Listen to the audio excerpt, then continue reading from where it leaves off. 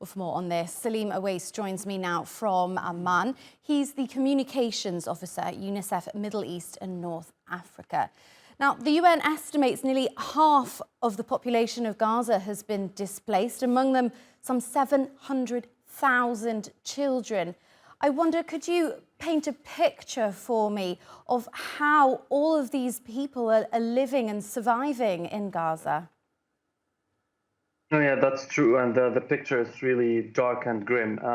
Children have to live in these very, very difficult circumstances and surroundings, especially in shelters, overcrowded shelters, where many of the residents there share very, very little of resources, including water, sanitation facilities, no privacy at all that is the daily life of the children in these shelters. They are living in schools that are not prepared to be shelters, so yeah, they're not getting what they need in terms of basic commodities and services in those shelters.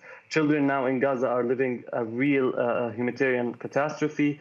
Clean water is really scarce, and many of them have to drink salty water or water from unclean wells, exposing them to the risk of waterborne diseases, dehydration, and for the younger ones, a real risk of fatal diseases. So the picture is really grim, and the situation is beyond dire at the moment.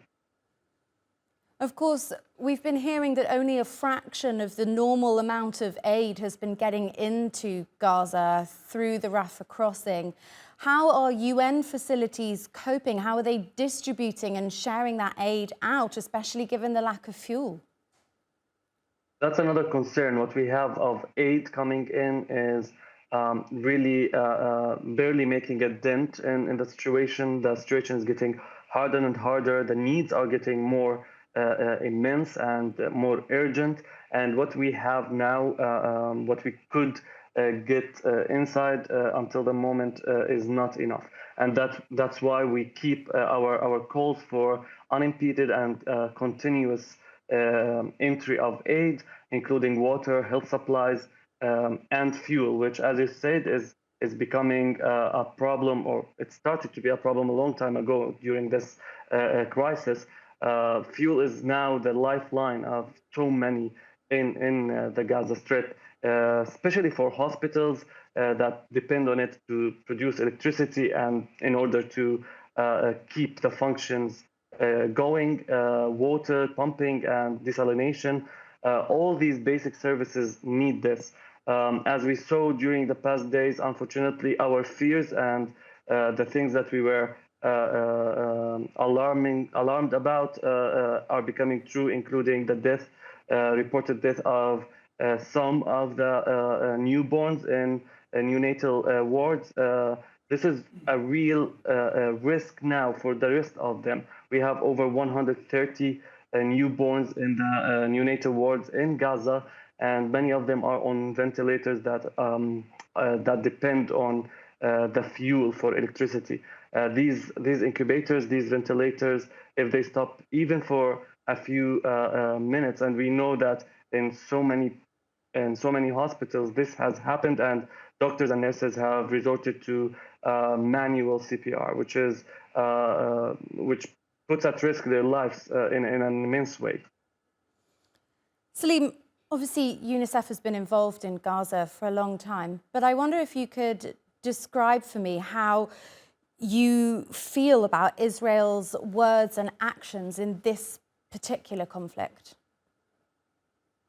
Well, Gaza, yes, we've been there for years, and before this escalation and during other escalations. Unfortunately, this escalation has been the worst that the UN has seen since 2016 and 6.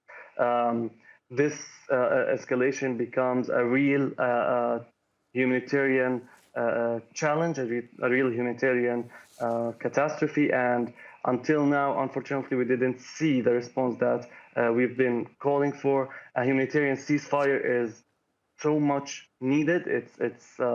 beyond urgent at this moment.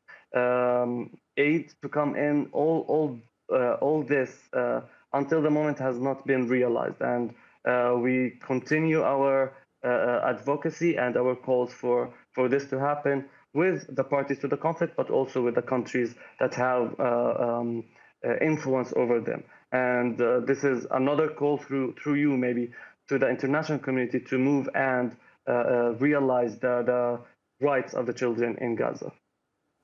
Saleem Oweis from UNICEF joining us from Amman. Thank you.